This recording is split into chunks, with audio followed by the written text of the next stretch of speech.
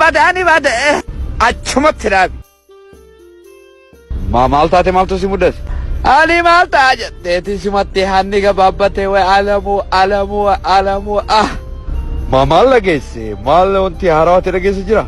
Akkamittiin nageenya gurra cala'uunu jette dubbiin ta'e. Dubbiitti jamaali? Maal dhageesse?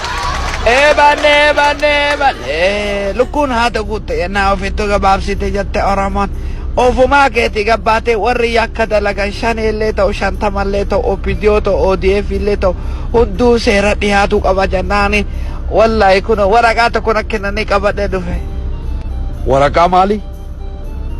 Atillee hin beektu jetta waraqaa lafa gurguratu turte kaayyaa bada hattu maqaan nyaatte. Meetii ragaa natti qabattee dhufte fidime? Yaa bada alamuu keenya asii wallaluu dhufne waraqaa ragaa si mul'isa eeg. Afaanatti banuu dhisi waraqaa fiddee na mul'isi.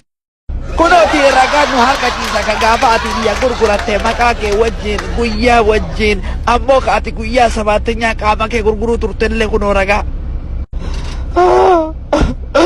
Amma maaltu malame? Mee maalaa godhuun? Ka hattee lafa gurgurte sana homaa sii godhuu danda'u garuu ka 7 dalaguu turte sani akka Oromoo sitti koflini nin callisa. Kaani garuu fumaa keetii mana hidhaa deeme.